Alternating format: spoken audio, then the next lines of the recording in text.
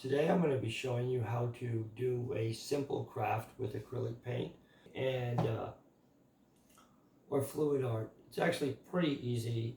It's become really popular and it's a great way to fill up some of the empty room on your wall. Right off the bat, you're going to want to have some thumbtacks or something else to be able to provide space. And see, that's going to allow it to not actually be setting on there later on, and also is going to allow you to have something to hold it by. And so I'd suggest taking some thumbtacks, pressing in the back. Some people I notice take nails and pop them in. I actually think thumbtacks work fine, so it's all up to you, you know what I mean? And so, but start off the bat by prepping up your thing. The next big thing is you're going to want to have some good acrylic paints and some pouring medium.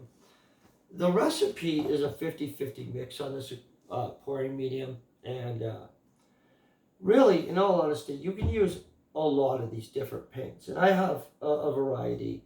I prefer these. They have rich colors and stuff. They're thicker though, and so if you're mixing matching paints ever, you're going to want to know that some of them are like pre-mixed and stuff. This is a pour paint pre-mixed. And so I don't need to add pouring medium to this. It's already really thin. And the different thicknesses of your paint are going to give you different textures at different outcomes. And so for this, we're keeping it pretty simple. I am going to burn up some of my pre-mixed stuff, but we're going to go ahead and we'll mix up, what, 2 real colors right off the bat. And so let's start off with something good. I'm going to go with this vibrant blue right off the bat. And so this is a good vibrant blue. You do want to have something to start it with. And at first, I actually used to take and, what would you say? Should have had these open. So I used to measure these down to like that. This is the exact amount. And I quit doing that because literally I thought it was being a little overly perfectionist. And so it doesn't take a lot of paint to cover one of these. I'm going to get some of this blue in here. I think that's going to be my base. I really like that blue. We'll take some of this pouring medium, mix it up a little bit. I'll match it, and I'm gonna, when I mix this, I'm gonna make sure to go for a, I'll get one that's already open. Obviously, I get paint on a lot of things, right? I think we can all tell that. No, neither of these are open. So, let me open one of them real quick.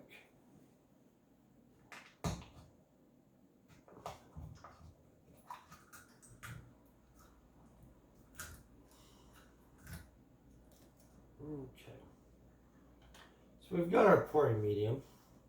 We're going to mix that to a 50-50 mixture. About. And I'm going to let you know, there are a lot of different things that people add into this. Some people add silicone for the cell effects and stuff like that. It's really common to use a torch. I'm going to just use this simple stir stick. I also do have a spoon here, so I'll mix this up. This is a little thinner than I like it, so I'll probably put a little more of the blue paint in it. And so, but a 50-50 mixture is usually what you go for. When you work with it a little bit more, you'll probably know what kind of thickness that you like to pour with. This is, by the way, a very messy process, so I'm not going to be like, oh, I'm not about to make a mess. I'm going to make a massive mess. This one's thin, and so I'll probably pour it layered over the other stuff. Really like this blue. So I'm going to leave this to the side to let it kind of even out, just so you know. So the next color we're going to go with, I think, is going to be this thick acrylic gold. And I like gold. I like actually most of the metallic colors. This is nice and thick. Let's go extra thick with that.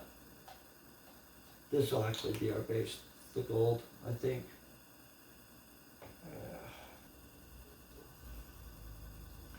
And we're just letting that kind of settle. And I'll show you the colors better when we're ready to actually do the pouring. So at this point, I'm kind of just picking some accents. This is one of the pre-mixed, so I'll probably use it, just a small amount of it. And then let's pick some other random color. This is also one of the pre-mixed. Put a small amount of this silver is what I think. And then I think we'll go with this purple. I don't know if this purple is open yet, so let me open this up and check it. Nope. So we've got a brand new purple. That's always nice.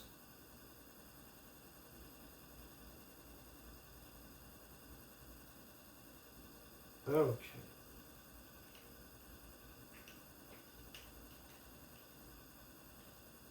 I think I like where this is about to go. We'll find out. We only need a reasonable amount of purple in here. Like that much, yeah. Okay. And so sometimes I do Google like complementary color schemes and stuff like that for this stuff. On this one I did not. Pretty sure that these are pretty complementary to each other, just to be honest. Let's mix this up. Okay. So I like to mix them, let them set kind of for a second, mix them again, just in case there were any clumps in it, just to make sure all the pouring medium and stuff like that mixes well. As you can see, that's a gorgeous blue. I don't know, let me get a little closer. We've got a really pretty gold. We've got a purple and a silver right here. And so right off the bat, there's different ways to do this. Some people will pour directly in. I like to gently layer it. And so here's what I'm going to do. I'm going to mix this purple one more time. And on this part, some people do like to have one of these. The way I do this, it's not going to matter as much because if I need to dip the edges and stuff like that, I'm literally going to dip them. And so this is going to get wild, but I'm pretty good at controlling the loudness on here. So let's get this ready. Mix this one more time because I don't want my gold looking ugly. Right? Yeah, we don't want the gold looking ugly. Okay, so we have already decided we're going to use the gold as the base. So I'm going to put a layer of this blue in. And I am dripping it lightly down the side. I only put an amount in. I didn't put the whole amount in. I put some. And then I'm going to put a layer of purple. I'm going to show you what this looks like. Purple is the thinner one for sure. And I did not put it all in. So as you can see, multiple layers. I want to make sure that that's visible. Okay. So now I'm going to take some, but not very much, of this pre-mix. I'm going to put that in, because we just want a note of that in, right? Then we're going to go with more blue. Yeah. And we'll dump the whole of the blue in. And I could put the blue on the edges ahead of time and stuff like that. But we don't really need to do that. And I think you'll see what's going to go on.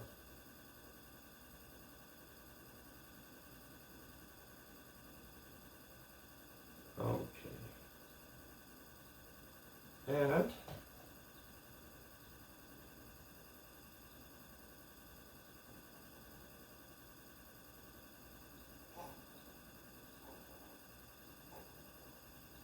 okay. So what we have now is this right here. And so we have a multi-layered paint solution. Now, at this point, some people will literally flip this up on top and flip it over. That's one way to do it. On this one, we're going to do a spiral pour, and you'll see what happens. So, ready for the middle. And I would tilt that up, but then it would kind of ruin the spiraling.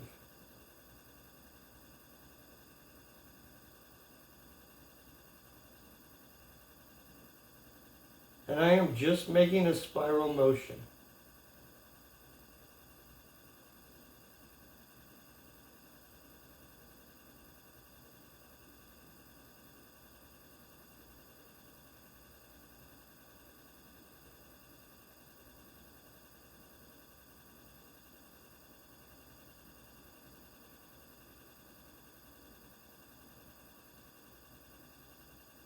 Okay. So as you can see, we have a giant spirally.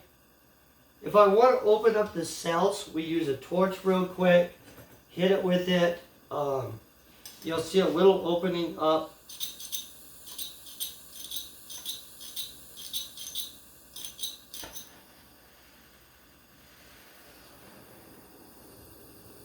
Boom, boom, boom.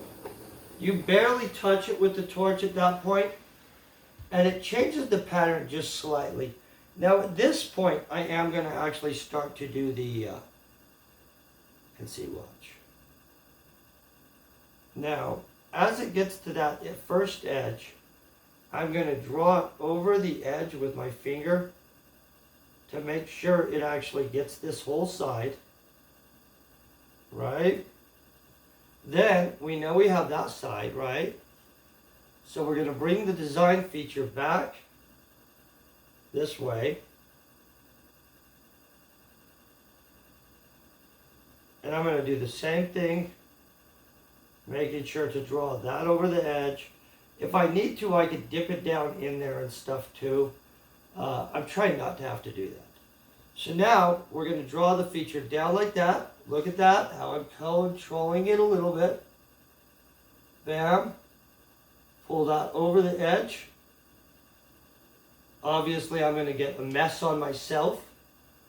And then we're going right back down right here. Watch this, watch.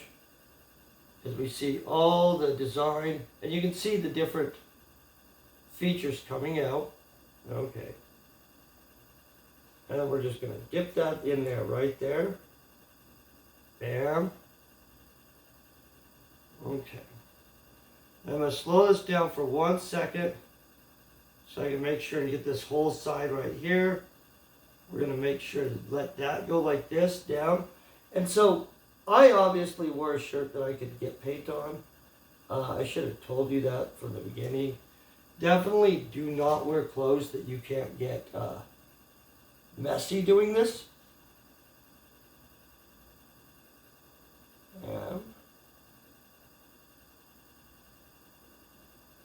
And we're going to go back this way real quick. And you're trying to control the design feature that you want to appear kind of a little bit. And so you do have the ability to move your hands and kind of touch up some stuff here and there, especially while it's still wet. A lot of people will use the brush that I have. I try not to have to touch it with a brush. Boom, boom. Make sure we're all good right here. But everybody does their own method, basically.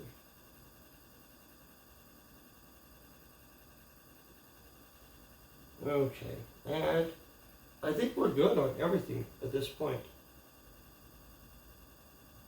And so, I'm probably going to wash my hands real quick, hit it with a torch once, and then let this settle. And It'll pop a lot of the bubbles and change it a little bit when I hit it with a torch.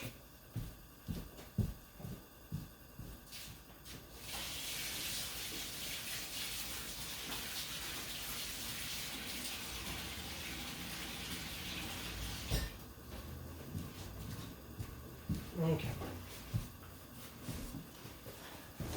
Okay, so now real quick, I'm going to just hit this with the torch.